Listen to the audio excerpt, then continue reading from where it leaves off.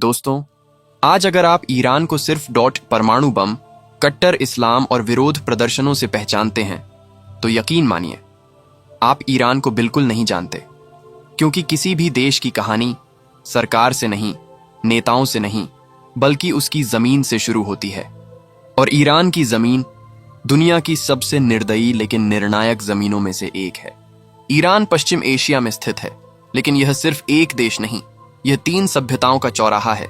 मध्य Asia, अरब दुनिया, दक्षिण Asia Iran की सीमाएं इसे जोड़ती हैं। तुर्की से लेकर पाकिस्तान तक, रूस के प्रभाव से लेकर अरब राजनीति तक। लेकिन सबसे अहम बात ईरान के पास है हॉर्मुज जल मरुमध्य के पास पहुंच। दुनिया का लगभग 20% तेल यहीं से गुजरता है। यही वजह है कि ईरान पर हर सुपर पावर की नजर रहती है। अब बात करते हैं उस सच्चाई की जो पर्यटन वीडियो कभी नहीं दिखाते। ईरान का 60% हिस्सा रेगिस्तान सूखे पठार पथरीली जमीन। यहां 2 बड़े रेगिस्तान हैं, दश्त-ए-लूत, दश्त-ए-कवीर दश्त-ए-लूत को धरती की सबसे गर्म जगहों में से एक माना जाता है। तापमान 70 डिग्री सी तक मापा गया। यहां इंसान नहीं, मशीन भी जवाब दे देती है। अब सोचिए, ऐसी जमीन पर ईरान की असली समस्या तेल नहीं, धर्म नहीं, पानी है। नदियां, कम बारिश, अनियमित ग्लेशियर, लगभग नहीं। ईरान के कई शहर भूजल ग्राउंड वाटर पर निर्भर है, जो अब सूखता जा रहा है। गांवों में औरतें किलोमीटर चलकर पानी लाती हैं। किसान आत्महत्या करते हैं। जमीन बंजर हो चुकी है। यही वजह है कि ईरान में गरीबी कुदरत से शुरू होकर राजनीति में बदल जाती है। ईरान में 2 बड़े पर्वत श्रृंखलाएं हैं, जाग्रोस, अल्बोर्ज, और इन पहाड़ों ने विदेशी आक्रमणों से बचाया, लेकिन लोगों को आपस में बांट दिया। गांव एक दूसरे से कटे रहे, संस्कृतियां अलग रहीं, सरकार का नियंत्रण कमजोर रहा। यही कारण है कि ईरान में कुर्द, बलूच, अरब, अजर अलग अलग पहचान रखते हैं। टीवी पर आप तेहरान देखेंगे, चमकती इमारतें, मॉल, अमीर इलाके, लेकिन कैमरा कभी नहीं जाता। झुग्गियों में, पहाड़ी बस्तियों में, रेगिस्तानी गांवों में। यहां एक कमरे में पूरा परिवार, टूटी छत, बिजली और पानी, अनियमित गरीबी यहां शोर नहीं मचाती, बस चुपचाप जिंदगी काटती है। दोस्तों, आज जिस ईरान को दुनिया कट्टरता, प्रतिबंध और संघर्ष के रूप में देखती है, वही ईरान कभी सभ्यता, सहिष्णुता और इंसानियत की मिसाल हुआ करता था। इतिहास में बहुत कम देश ऐसे रहे हैं जिन्होंने दुनिया को राज्य चलाने का तरीका सिखाया हो, और उन देशों में ईरान यानी प्राचीन फारस सबसे ऊपर था। लेकिन सवाल है, इतना महान देश, इतना सशक्त साम्राज्य, इतना उन्नत समाज आज इतना टूटा हुआ क्यों दिखता है? करीब 2500 साल पहले जब दुनिया के ज्यादातर हिस्से कबीलाई लड़ाइयों में उलझे थे, तब फारस में एक संगठित साम्राज्य खड़ा हो चुका था, साइरस द ग्रेट। साइरस सिर्फ एक राजा नहीं था, वह एक विचार था। उसने गुलामी पर रोक लगाई, धर्म की स्वतंत्रता दी, जीते हुए इलाकों को सम्मान दिया। साइरस सिलेंडर को आज भी दुनिया का पहला मानवाधिकार घोषणा पत्र माना जाता है। यानी मानव अधिकारों की जड़ यूरोप में नहीं, फारस में थी। फारसियों ने सिर्फ तलवार से नहीं, सिस्टम से राज किया। टैक्स सिस्टम, डाक व्यवस्था, सड़कें, कानून। राजा खुद को ईश्वर नहीं, जिम्मेदार शासक मानता था। महत्वपूर्ण बात, फारस में औरतों को संपत्ति का अधिकार था, काम करने की आजादी थी। यानी जिस समाज में आज महिलाओं पर सवाल उठते हैं, वहीं कभी महिलाएं सम्मान के साथ जीती थीं। 7वीं सदी में अरब सेनाएं फारस पहुंची, फारस हार गया, लेकिन पूरी तरह टूटा नहीं। इस्लाम आया और फारस ने उसे अपनी संस्कृति में ढाल लिया। यही वजह है कि ईरानी इस्लाम अरबी इस्लाम से अलग दिखता है। फारसी भाषा बची रही, साहित्य फला फूला, सूफी विचार उभरे। रूमी, हाफिज, उमर खयाम आज भी ईरान की आत्मा है, लेकिन सत्ता धीरे धीरे धर्म के हाथों में जाती चली गई। 20वीं सदी में ईरान ने आधुनिक बनने की कोशिश की। शाह मोहम्मद रजा पहलवी, महिलाओं को वोट का अधिकार, हिजाब पर पाबंदी, पश्चिमी शिक्षा इंडस्ट्री। तेहरान एक आधुनिक शहर बन रहा था, लेकिन समस्या यह थी, अमीर और गरीब के बीच खाई भ्रष्टाचार। अमेरिका का बढ़ता प्रभाव लोगों को लगा संस्कृति छीनी जा रही है, धर्म को दबाया जा रहा है। यही गुस्सा 1979 में फटा। आयतुल्लाह खुमैनी डॉक्टर निर्वासन से लौटे और पूरा सिस्टम पलट गया। शाह भाग गया, राजशाही खत्म। धर्म सत्ता में लोगों ने सोचा था न्याय मिलेगा, बराबरी मिलेगी, लेकिन धीरे धीरे बॉन्ट नए प्रतिबंध, नए डर, नए कानून आ गए। ईरान ने बुत एक राजा से छुटकारा पाया, लेकिन डॉट एक और सख्त व्यवस्था में फंस गया। दोस्तों, 1979 की इस्लामी क्रांति के बाद डॉट ईरान सिर्फ एक नया देश नहीं बना, एक नई मानसिक जेल में बदल गया। यहां कानून डॉट सिर्फ किताबों में नहीं, लोगों के कपड़ों, सोच, हंसी और खामोशी तक में उतर गया। आज के इस पाठ में हम जानेंगे शरिया कानून क्या है, ये आम आदमी की जिंदगी कैसे तय करता है, और क्यों ईरान में लोग खुलकर रोने से भी डरते हैं। 1969 के बाद डॉट ईरान बना, इस्लामिक रिपब्लिक ऑफ ईरान। यहां संविधान से ऊपर, धर्म डॉट संसद से ऊपर, मौलवी डॉट वोट से ऊपर, इस्लामी नैतिकता, सुप्रीम लीडर डॉट देश का सबसे ताकतवर इंसान है। वह सेना नियंत्रित करता है, मीडिया नियंत्रित करता है, कोर्ट नियंत्रित करता है, यानी लोकतंत्र है, लेकिन सिर्फ कागजों पर। ईरान में डॉट शरिया कानून सिर्फ अपराध नहीं तय करता, यह तय करता है आप कैसे जिएंगे। प्रतिबंध, शराब पूरी तरह प्रतिबंधित, अविवाहित लड़का लड़की का साथ घूमना, गुनाह संगीत और नृत्य सीमित डॉट सोशल मीडिया पर निगरानी, सजाए, कोड़े, जुर्माना, जेल, सार्वजनिक अपमान, सबसे खतरनाक बात कानून का डर और समाज की चुगली। यहां पड़ोसी डॉट पुलिस से पहले न्यायाधीश बन जाता है। ईरान में डॉट एक संस्था है, गाइडेंस पेट्रोल, जिसे दुनिया मोरल पुलिस कहती है।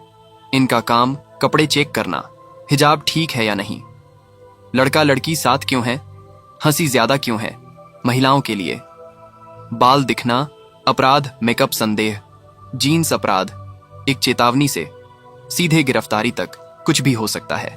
ईरान का आम नागरिक दो जिंदगी जीता है, बाहर की जिंदगी, धार्मिक डॉट शांत नियमों वाली, अंदर की जिंदगी, गुप्त पार्टियां, छुपकर, शराब डॉट पश्चिमी संगीत, इंटरनेट, वीपीएन से।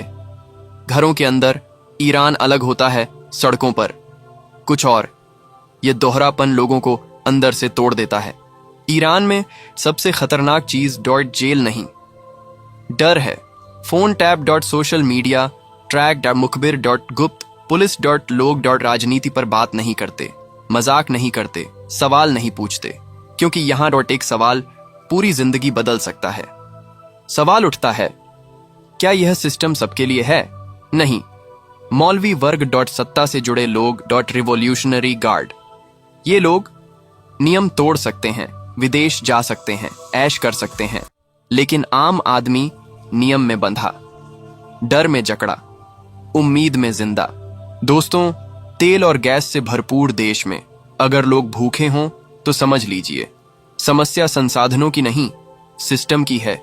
ईरान में गरीबी सिर्फ आर्थिक नहीं है, यह सामाजिक, मानसिक और नैतिक संकट भी है। ईरान के पास दुनिया के सबसे बड़े तेल भंडारों में से एक, गैस रिजर्व में टॉप देशों में गिनती, फिर भी आम आदमी महंगाई से त्रस्त, खाने पीने की चीजें महंगी, दवाइयां मिलना मुश्किल। क्यों? कारण अमेरिकी और पश्चिमी प्रतिबंध, विदेशी व्यापार, सीमित मुद्रा, रियाल की भारी गिरावट, भ्रष्टाचार और सत्ता का केंद्रीकरण। नतीजा, आम आदमी की जेब खाली, सरकार के नारे भरे। ईरान में तो सबसे बड़ा संकट है युवा बेरोजगारी। लाखों graduate engineer dot doctor masters degree वाले, लेकिन नौकरी नहीं, कम सैलरी, योग्यता से नीचे काम डॉट युवाओं में। डिप्रेशन डॉट गुस्सा डॉट पलायन की चाह। कई युवा गैरकानूनी रास्तों से देश छोड़ने की कोशिश करते हैं या फिर गलत धंधों में फंस जाते हैं। तेहरान के बाहर एक और ईरान है, झुग्गी बस्तियां, कच्चे मकान, अधूरी छतें, एक कमरे में 5-6 लोग डॉट एन प्राइवेसी, न स्थिर आय महिलाएं, घरेलू काम, छोटे मोटे मजदूरी या फिर मजबूरी। गरीबी यहां डॉट चिल्लाती नहीं, बस धीरे धीरे इंसान को तोड़ती है। सरकारी तौर पर ईरान में वैश्यावृत्ति अवैध है, इसके लिए सख्त सजा है, लेकिन जमीनी हकीकत यह पूरी तरह खत्म नहीं हुई, बल्कि छुपकर फैल रही है। क्यों? गरीबी डॉट तलाक डॉट विधवापन, अकेली महिलाएं, सामाजिक सुरक्षा की कमी, यह कोई चॉइस नहीं, मजबूरी है। ईरान में एक व्यवस्था है, मुताह निकाह, टेम्पोरेरी मैरिज। कुछ घंटों से लेकर महीनों तक तय रकम, तय समय कागजों में यह धार्मिक रूप से जायज है, लेकिन व्यवहार में यही वैश्यावृत्ति का कानूनी विकल्प बन चुका है। गरीब महिलाएं बच्चों के लिए, पेट के लिए इज्जत बचाने के नाम पर इस रास्ते पर जाती हैं। समाज चुप रहता है क्योंकि कागजों में सब पवित्र है। ईरान की सबसे बड़ी त्रासदी दोहरी नैतिकता। गरीब करे तो गुनाह, ताकतवर करे तो परंपरा। जो सत्ता के करीब है, नियम उसके लिए लचीले, पैसे और धर्म का मेल, और जो गरीब है वही दोषी, वही बदनाम। दोस्तों, अगर आप समझते हैं कि ईरान की महिलाएं कमजोर हैं, डरी हुई हैं या सिर्फ पीड़ित हैं, तो आप ईरान की सबसे बड़ी सच्चाई से अनजान हैं, क्योंकि इतिहास गवाह है, जब भी ईरान बदला है उसकी शुरुआत महिलाओं से ही हुई है। सरकारी तस्वीरों में ईरानी महिला सिर ढका हुआ शांत नियमों में बंधी, लेकिन असल जिंदगी में ईरान की 60% से ज्यादा यूनिवर्सिटी स्टूडेंट्स महिलाएं हैं। डॉक्टर, इंजीनियर, प्रोफेसर, वैज्ञानिक। घर चलाने की जिम्मेदारी अक्सर इन्हीं पर होती है, यानी जो समाज उन्हें दबा हुआ दिखाता है, वही समाज उनके कंधों पर टिका है। ईरान में कानून सबके लिए है, लेकिन सख्ती महिलाओं के लिए ज्यादा। हिजाब अनिवार्य, कपड़ों की लंबाई तय, यात्रा में पुरुष की अनुमति, शादी, तलाक, कस्टडी में सीमाएं। एक छोटी सी गलती, जुर्माना, गिरफ्तारी, बदनामी, महिला को हमेशा संस्कृति की जिम्मेदारी बना दिया गया। पिछले कुछ वर्षों में ईरान की सड़कों पर एक नई आवाज गूंजी। महिलाओं ने हिजाब उतारा, बाल खुले किए और कैमरे के सामने विरोध किया। यह सिर्फ कपड़ों का आंदोलन नहीं था, यह था सम्मान, पहचान और आजादी की मांग। सरकार ने गिरफ्तारियां की, इंटरनेट बंद किया, सख्ती बढ़ाई, लेकिन डर अब टूट चुका था। ईरान की आबादी का बड़ा हिस्सा 30 साल से कम उम्र का है। यह पीढ़ी इंटरनेट पर पली दुनिया देख चुकी है। सवाल पूछती है, इन्हें पुराने नारे चाहिए, न धार्मिक राजनीति। ये चाहते हैं नौकरी, आजादी, सम्मान, और यही वजह है कि सत्ता इन्हें सबसे ज्यादा डरती है। आज ईरानी युवा वीपीएन से इंटरनेट, सोशल मीडिया, विदेशी संस्कृति, घरों के अंदर संगीत, डांस, खुली सोच, लेकिन बाहर चुप्पी, नियम, डर। यह टकराव हर दिन बढ़ रहा है, और इतिहास कहता है, जब समाज अंदर से बदलता है तो बाहर की दीवारें ज्यादा देर नहीं टिकती। सवाल यह नहीं है क्या ईरान बदलेगा, सवाल यह है कैसे बदलेगा, कितना दर्द होगा, कितनी कुर्बानियां होंगी। एक तरफ सख्त सत्ता, हथियार, नियंत्रण, दूसरी तरफ युवा महिलाएं। विचार और इतिहास में विचार हमेशा हथियार से बड़ा रहा है। तो दोस्तों, ईरान सिर्फ परमाणु कार्यक्रम नहीं है, ईरान सिर्फ कट्टरता नहीं है। ईरान है एक महान सभ्यता, एक टूटा हुआ समाज और एक जागती हुई आत्मा। शायद बदलाव आज नहीं, शायद कल नहीं, लेकिन जब आएगा तो इतिहास फिर लिखा जाएगा। अगर आपको यह 5 पार्ट डॉक्यूमेंट्री सीरीज पसंद आई हो, लाइक करें, शेयर करें, कमेंट में लिखें ईरान बदलेगा या ईरान टूटेगा।